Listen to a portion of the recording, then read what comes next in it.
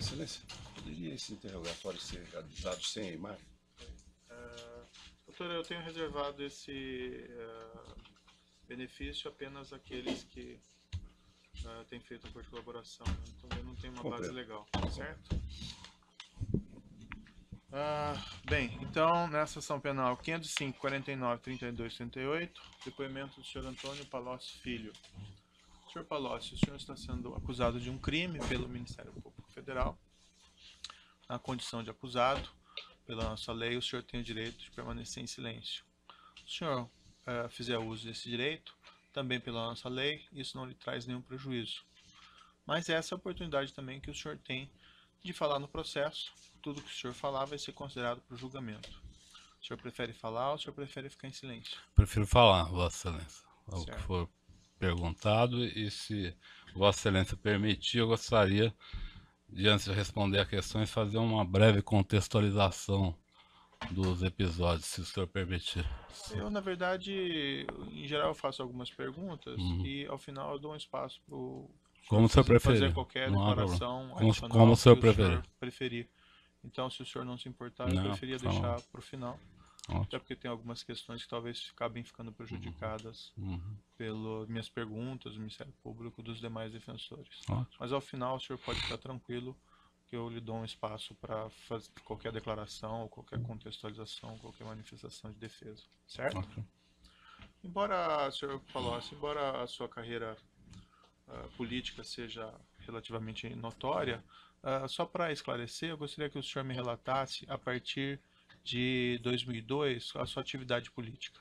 Tá, em 2002 eu deixei a prefeitura de Ribeirão Preto, para a qual tinha sido eleito no ano 2000, então fui prefeito pela segunda vez de 2001 e 2002, com a vitória do presidente Lula para a presidência da República. Ele pediu para que eu fosse para Brasília, para ocupar o Ministério da Fazenda, então deixei a prefeitura e fui para o Ministério da Fazenda, onde fiquei até março de 2006. Certo. Em 2006 fui candidato a deputado federal, fui eleito deputado federal até dezembro de 2010. Nesse ano eu decidi não mais ser candidato, eu estava encerrando minhas atividades políticas e a presidente Dilma me convidou para participar de sua campanha, então participei da campanha dela, disse que me comprometi com ela de ficar um ano e pouco em seu governo e participei no fim 6 meses de seu governo. Em junho de 2011 eu deixei o governo da presidente Dilma. Depois disso não tive nenhuma atividade política, mas apenas atividade privada de consultoria econômica e financeira e assessoria empresarial. Perfeito. O senhor participou da campanha, a primeira campanha presidencial do presidente Lula? De 90 e... Não, desculpe. que ele foi eleito. Isso. Eu participei. E qual que era a sua função nessa Minha campanha? função, na época, o programa de governo do presidente Lula era coordenado pelo prefeito Celso Daniel, que era prefeito de Santo André. E ele foi assassinado naquela oportunidade, antes do início da campanha. Então, eu era prefeito de Ribeirão Preto na época. O Lula queria muito alguém com experiência administrativa para dirigir o programa de governo dele. O prefeito Celso Daniel fazia esse trabalho, o programa de governo. Quando ele faleceu, o presidente me chamou para que eu ocupasse essa posição de coordenador do programa de governo da coligação do presidente Lula. O senhor também participava da parte de arrecadação, de recursos de campanha? Não. Nesse ano não tinha nenhuma responsabilidade nessa área de arrecadação e recursos. E na campanha de 2006 o senhor participou? Na campanha de 2006 eu era candidato também, então aí eu, diferente da campanha de 2002, eu não participei da estrutura da campanha. Em nenhuma função, nem programa de governo, nem... Foi a campanha talvez que eu menos tenha participado, porque havia como norma, se uma pessoa é candidato, ele não deve participar da estrutura de uma campanha, porque conflita interesse, conflito de agendas, conflito de posicionamentos, né? Então normalmente quem são candidatos não participam de uma coordenação integral de campanha. Então, em 2002 eu não era candidato, participei integralmente. Em 2006 eu era candidato, então participei muito pouco, quase nada praticamente. Eu Da O senhor tem uma campanha ideia presidencial. da campanha presidencial. Fiz a minha campanha. Sim, perfeito. O senhor tem uma ideia, não fui a nenhum comício da campanha presidencial, por exemplo, em 2006. 2010, voltei a participar intensamente da campanha na coordenação. Entendeu? Na campanha de 2006, só para deixar claro, parece que está implícito, mas o senhor participou de arrecadação para a campanha presidencial? Não.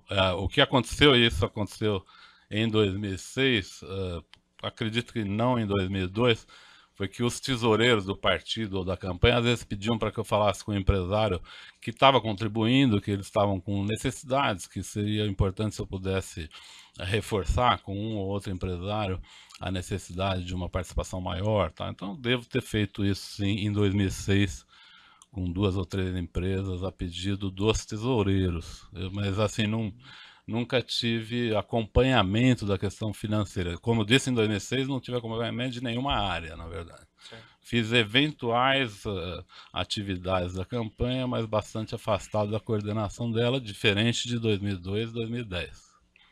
Em 2010, o senhor participou da campanha presidencial? Sim.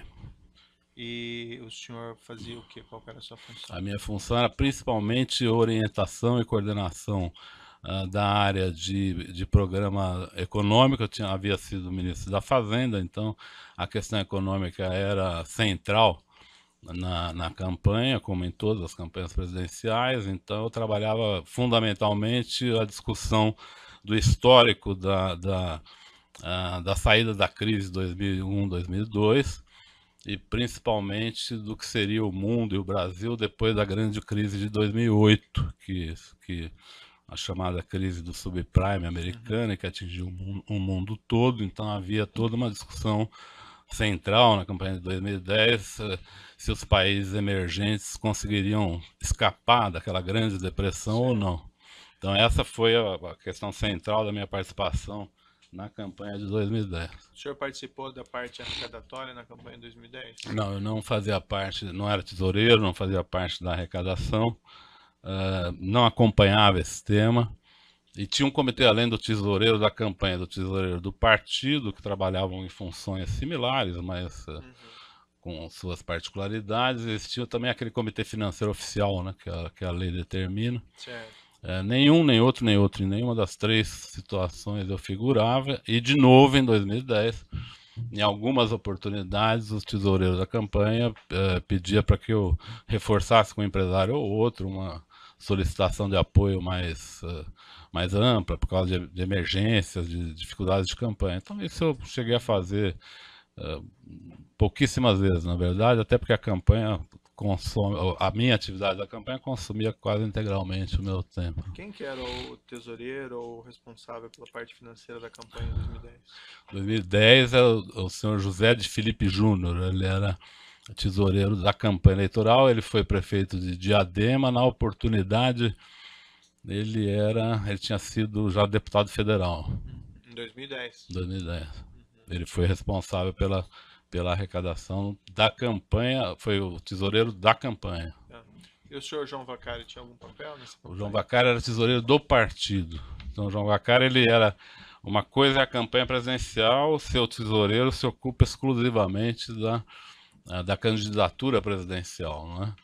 O tesoureiro do partido, ele tem que se preocupar, como é uma eleição para deputados, governadores, senadores, ele tem que se ocupar da campanha nacional, de 27 governadores, senadores, e portanto, ter uma atuação um pouco diferenciada do tesoureiro da campanha presidencial. Da campanha presidencial exclusivo, né? Perfeito. Nesse período que o senhor foi ministro da Fazenda, depois o senhor teve esse mandato de deputado federal, e depois o senhor teve esse cargo de ministro do chefe da Casa Civil, sim. Isso, né? O senhor também exerceu paralelamente alguma atividade de cunho privado? Nos períodos que eu fui ministro, nenhuma, zero. No período que eu fui deputado, eu constituí uma consultoria econômica e financeira e assessoria empresarial. Qual que é o nome dessa empresa? Chama Projeto, a empresa. O senhor era o proprietário? Eu era o principal acionista, não era o único, mas era o acionista principal. Quem eram os demais? Os demais eram 2 economistas. E qual que era a atividade dessa empresa? A atividade dessa empresa era principalmente uma empresa onde oferecia a empresas cenários econômicos e perspectivas da política econômica do Brasil. Era essencialmente essa questão que essa empresa desenvolvia. E, evidentemente, eu desenvolvi na minha vida política algumas capacidades, outras não. Embora minha formação tenha sido medicina, mas eu acabei desenvolvendo capacidade mais em outra área, na área econômica. E isso me permitia ser ouvido e ser procurado de uma maneira bastante frequente por muitos empresários. Para o senhor ter uma ideia, por exemplo, na atividade política de ministro da Fazenda, eu deixei o governo depois de 3 anos e meio com uma boa dívida pessoal. E depois da quarentena, que era obrigado a fazer, eu fiz em 2 meses 20 palestras. Sim. E recebi nessas 20 palestras mais do que eu tinha ganho em 3 anos e meio como ministro. Certo. Então eu vi que ali eu podia fazer uma atividade legítima, legal, não era contraditória pela Constituição com o cargo de deputado federal. E eu exerci essa função. Nunca dei nenhuma consultoria para órgão público. Cheguei a fazer a convite de órgãos públicos, uma ou outra palestra em órgão público, para as quais não cobrei. Essa atividade da sua empresa, então, pelo que eu entendi, era estudos, consultas ou palestras? Uma coisa ou outra, ou consultas, ou estudos, ou palestras. Por exemplo... Também fazia intermediação... De negócios? De negócios com o poder público? Não, com o poder público nunca. Eu até... Muitas vezes fui procurado para isso, confesso que fui procurado e dizia para as pessoas que era uma coisa que eu não poderia fazer quando era deputado. Depois que eu deixei de ser deputado e voltei a atuar na empresa, eu poderia fazer. Mas mesmo assim eu dizia para os clientes que eu não faria intermediação junto a órgãos públicos por achar que não era adequado, por ter sido ministro. Essa atividade privada do senhor, o senhor desenvolveu somente através dessa empresa? Só através da empresa, não tive... Nos primeiros meses que eu desenvolvi, eu não tinha empresa, então eu fiz como autônomo. Mas chegou a constituir, por exemplo, alguma outra empresa ou só essa Não, empresa? Não, só tem essa empresa. E o senhor chegou a ter alguma outra fonte de renda, fora, por exemplo, os rendimentos da empresa e o salário de deputado nessa época? Tá, deixa eu voltar só um ponto. Perfeito. Quando eu fui pela segunda vez ao Ministério, você vai ver pela documentação, pode parecer que eu mudei de empresa, eu passo a ser sócio de outra empresa. Acontece que quando eu fui convidado para ser ministro da Casa Civil, eu procurei a Comissão de Ética da Presidência da República e expus a situação. Falei, olha, eu tenho uma empresa, tá aqui, levei os documentos e pedi uma orientação sobre o que fazer, e disse que eu não queria fazer nenhuma atividade durante minha atividade como ministro, porque aí era incompatível. Claro. Não era como deputado, mas seria como ministro. A comissão me orientou a mudar a razão social da minha empresa, transformar ela numa administradora dos bens dela e fazer um contrato de administração de recursos com o banco onde eu tinha conta. De forma que, a partir do momento que eu assumi um cargo no governo já da presidente Dilma, eu não mais tive qualquer atividade na empresa, nem movimentei qualquer recurso da empresa em relação a aplicações financeiras, etc. Eu fiz um contrato de trustee com um banco para que ele administrasse esse recurso, segundo a orientação da Comissão de Ética da Presidência da República. Perfeito. Desculpa, eu perdi a sua pergunta. Voltando a ela assim, no período que o senhor foi deputado, o senhor mencionou que tem essa empresa, teve essas atividades. A minha indagação é se o senhor tinha alguma outra fonte de renda, fora os vencimentos de deputado e os rendimentos que o senhor recebia na empresa. Na empresa. Né? Não, eu assim, escrevi um livro, tive renda desse livro, nada, outra atividade permanente. Prestei uma consultoria de curtíssimo prazo para o Banco Interamericano de Desenvolvimento, que foi uma consultoria internacional, mas aí eu recebi pela empresa, não desculpe, não recebi pela empresa, recebi como... Nada muito significativo. Nenhuma atividade significativa, nem permanente, além da empresa e das atividades públicas. E depois de 2011, que o senhor deixou o governo do ministro? De novo eu perguntei à comissão de ética se eu precisava, aí diferente, não era, eu não ocupava uma área econômica, mas perguntei à comissão de ética se eu deveria observar a quarentena, eles disseram que sim. Então eu deixei minha empresa parada 4 meses, depois que passou esses 4 meses eu reativei a mesma empresa. Aí voltei à razão social que ela tinha antes de eu assumir o ministério, para ser uma empresa de consultoria econômico-financeira e assessoria empresarial. E retomei as atividades normais da empresa. A partir daí eu não tinha mais qualquer impedimento de contratar com o setor público, ou de fazer negociações com o setor público, mas decidi não fazê-lo. Achei mais do ponto de vista deontológico que seria melhor não fazê-lo, mas embora não houvesse a partir daí nenhum impedimento para que fizesse atividades com o setor público. Então não aceitei nenhuma proposta, recebi algumas propostas de palestras, atividades junto ao setor público, eu considerei melhor não fazê-lo. Na outra fase eu tinha feito 1 ou 2 palestras em órgãos públicos, eu não cobrei, achei melhor fazer e não cobrar. Dessa vez eu sequer fiz, achei melhor tomar a distância disso, por razões deontológicas. Né? Para eu ter uma ideia, essa empresa que o senhor tinha, o tamanho dela aproximadamente, ela tinha empregados? Ou era... Tinha em torno de 7 pessoas, era uma empresa pequena porque dependia muito da minha atividade. Certo. Mas quando precisava fazer estudos econômicos específicos, eu, como eu disse, tenho formação médica, então eu apanhava bastante no aspecto técnico. Sei. Por isso eu tinha 2 economistas que trabalhavam comigo nessa parte de projeção de receita de empresas, expectativa de receita futura, trazer valores a valores presentes, esse tipo de coisa, toda a técnica de estudo especificamente econométrico, vamos dizer assim. Eu não possuo essa especialização, então eu tinha economistas que faziam isso.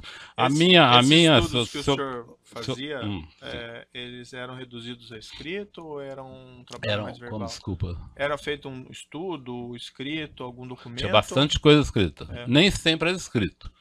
Até digo que grandes questões que eu prestei de assessoria a empresas acabaram não sendo escritas, mas, por exemplo, vou lhe dar exemplo, se eu permitir. Claro. Na crise de 2008, os bancos internacionais fizeram uma coisa perigosíssima no Brasil, que foi oferecer aos empresários, quando os juros do Banco Central estavam em torno de 12%, se não me engano, 11%, os bancos internacionais visitaram as empresas nacionais oferecendo empréstimos a 5%. Isso foi uma coisa muito rápida, muito grande, muito significativa.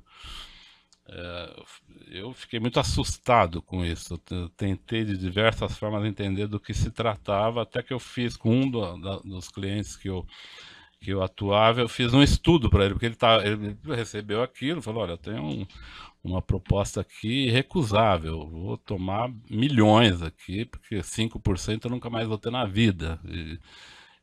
E eu li, foi o primeiro processo que eu li. Ali era o famoso derivativo cambial, que quebrou metade das empresas importantes do Brasil, porque os bancos internacionais propunham um juro baixinho, mais uma vinculação à taxa cambial. Se a taxa cambial variasse, se pagava um múltiplo daquilo. Para o senhor ter uma ideia, uma empresa que tomasse naquela oportunidade 350 milhões de reais, pagaria, meses depois, 5 bilhões de reais. Portanto, quebrando muitas empresas. Eu fiz um trabalho muito grande com os meus clientes e lhe digo que na lista das empresas que não fizeram esse contrato danoso, estão todos os meus clientes. Certo. Algumas indagações específicas aqui. O senhor fez parte do Conselho de Administração da Petrobras? Da Petrobras, fiz. Do início de 2003 até março de 2006. E depois, quando voltei ao governo, no governo da presidente Dilma, ela queria que eu fosse para o conselho, eu não queria, isso acabou empurrando essa decisão por tanto tempo que quando eu acabei aceitando a indicação, eu só fiz uma reunião. Fui numa reunião...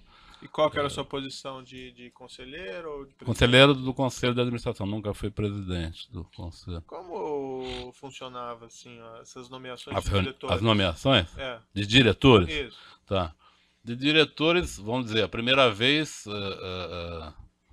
a montagem da diretoria foi uma montagem de indicações muito da própria, que vinha da própria empresa, porque obviamente a Petrobras era uma empresa de grande porte, não se pensava ali em colocar muitas pessoas de fora da empresa, dado a excelência da atividade Mas da havia empresa. influência político-partidária nessas Havia, nomeações? havia. O senhor estava lá, por exemplo, no período que o senhor Renato Duque foi nomeado, e há uma referência que ele teria sido nomeado por influência político-partidária do Partido dos Trabalhadores. O senhor tem conhecimento disso? Eu nunca vi uma reunião ou uma colocação formal a respeito disso, mas isso era comentado. Era comentado que ele tinha apoio do Partido dos Trabalhadores na sua indicação. Isso era um comentário que existia na época. Sei. Né? E o Paulo Roberto Costa, por exemplo, também foi Paulo nomeado Roberto no seu período. ele foi nomeado em substituição ao diretor Rogério Manso. E também foi uma nomeação técnica, para o conselho foi uma nomeação técnica, mas digo ao senhor que havia comentários também de um relacionamento dele com o PP. Sei. Mas não foi Mas indicações. isso não era de conhecimento Não, do conselho? não, Quando ele não não. se tinha presente isso? O conselho Não, até quando o tinha que aprovar conselho, esses quando nomes? aprovava nomes e currículos. Currículos bastante técnicos. Na verdade, todas as pessoas, apesar de poder ter suas relações políticas, tinham currículos de 30 anos, 35 anos de trabalhos prestados na Petrobras. Então, o conselho olhava essencialmente as nomeações sobre esse prisma. E quem que encaminhava os nomes desses diretores para aprovação? Normalmente a presidência do conselho vinha, né? Não sei como isso tramitava no governo, porque nessa época eu era ministro da Fazenda, então não me ocupava de formação de governo. No começo do governo do presidente Lula, foi dividido tarefas de forma que eu fui nomeado coordenador da transição entre o governo do presidente Fernando Henrique e o governo do presidente Lula. Então eu fui nomeado funcionário público já no governo Fernando Henrique, em outubro para novembro. Então eu passei a ocupar cargo público no governo federal já nesse período, então me ocupei exclusivamente da parte de transição técnica. Haviam equipes e pessoas que cuidavam de montagem do governo, que não era o meu caso. O senhor Branislav Contic trabalha com o senhor desde quando? Acredito que depois que eu me tornei deputado federal, acredito que ele trabalhou na prefeitura de São Paulo, ele foi empresário antes disso, eu não o conhecia. Quando ele trabalhou na prefeitura também não o conhecia, sabia da existência dele. Foi depois que eu me tornei deputado federal, em 2006, ele trabalhou nesse período comigo. E qual que era a função que ele exercia? Ele tinha a função de assessoria, ele é uma pessoa muito qualificada do ponto de vista de relacionamento pessoal, de conhecimento empresarial, de conhecimento profissional, é um profissional qualificado. Então ele recebia demandas, conversava com pessoas. Mas ele assessorava o senhor no legislativo ou na empresa? E no legislativo, depois que eu deixei, numa outra época, ele veio prestar serviço para minha empresa. E o que mais que à frente. Continuou fazendo? E o que ele começou a fazer dentro da empresa? Dentro da empresa, ele me ajudava na organização dos contratos, principalmente a organização dos contratos, na elaboração de relatórios. Ele tem conhecimento econômico por ter sido empresário, então ele ajudava nisso. Mas, assim, essencialmente a atividade, vamos dizer, de conteúdo da empresa era feita por mim no aspecto de política econômica e pelos economistas, no caso dos trabalhos mais técnicos. Certo. O seu relacionamento com o Grupo Odebrecht? Tá. O senhor teve, por exemplo, um relacionamento comercial com o Grupo Odebrecht e consultoria, por exemplo, na empresa? Tá. Não, nunca tive nenhum contrato com o Grupo Odebrecht. Nenhum contrato, não contato. Mas conheço o grupo há muitos anos. Nunca recebeu valores por serviços prestados por sua empresa ao Grupo Odebrecht? Nunca. O senhor acompanhou todos os depoimentos aqui dos demais acusados que a lei não assim estabelece? E o senhor conhece os termos da acusação? E há uma referência na acusação que o senhor teria contatos frequentes com o senhor Uhum, Marcelo Odebrecht, que o senhor seria responsável por receber pagamentos, por organizar pagamentos não contabilizados do grupo a agentes políticos do Partido dos tá. Trabalhadores. O que o senhor tem a me dizer a esse respeito? O senhor prefere que eu faça uma exposição detalhada, respostas objetivas e rápidas? Eu quero fazer da Olha, maneira como o senhor achar mais eficiente. o momento Para o da, senhor. o momento da defesa é do senhor. O senhor pode só peço para não se alongar muito Tá, nas respostas, né? tá. Então, bom, tá. Eu diria assim, meu relacionamento com a empresa é antigo, talvez desde o fim da década de 90, e ele se dava com o senhor, principalmente com o senhor Emílio Odebrecht. Posteriormente, também com o senhor Pedro Novis. No primeira etapa, não era o Pedro Novis, era o presidente da empresa, se não me engano, o senhor Álvaro Cunha, nos primeiros contatos. Depois, logo depois do Pedro Novis, então tinha algumas conversas com o Dr. Emílio e o Dr. Pedro Novis. Conversas, assim, muito sobre o Brasil, eles tinham muito interesse em conhecer o PT. Como eu era prefeito do PT, eles tinham muito interesse em conhecer a relação que o PT poderia ter com o governo. Eles falavam que viam o PT como um possível futuro governo e queriam conhecer o PT e conhecer experiências do PT Certo. concretas, tá? Então eu estive muitas vezes com eles sempre foram pessoas muito cordiais em termos desse relacionamento. Algumas vezes com o ex-presidente Lula, às vezes poucas vezes sozinho, a maioria das vezes o próprio presidente me convidava para ir, o seu Emílio Odebrecht me convidava para reuniões, eu tinha uma relação com eles. O senhor tinha contato frequentes com eles? Com Não era pessoas do frequente, grupo? nessa época não. Nessa época não. Tá. Mas eu acho que a época que interessa mais é um pouco Mais à a partir frente, né? 2002 para frente, né? De 2002 para frente, eu tive vários contatos e aqui, se o senhor me permite, há uma grande mudança, não é? Assim, do estilo e da gestão da empresa até o 2008 e depois de 2008, 2009, quando Marcelo Odebrecht assume. O estilo da empresa e da liderança muda radicalmente, não é? Em que sentido? No sentido de que o senhor tinha uma liderança. O senhor pode ver até nas pessoas do seu Emílio e do seu Marcelo atitudes, né, uma atitude diferente em relação ao detalhamento das suas agendas, a flexibilidade ou inflexibilidade das posições. Então isso Sim. mudou muito, bastante, né? Enquanto tínhamos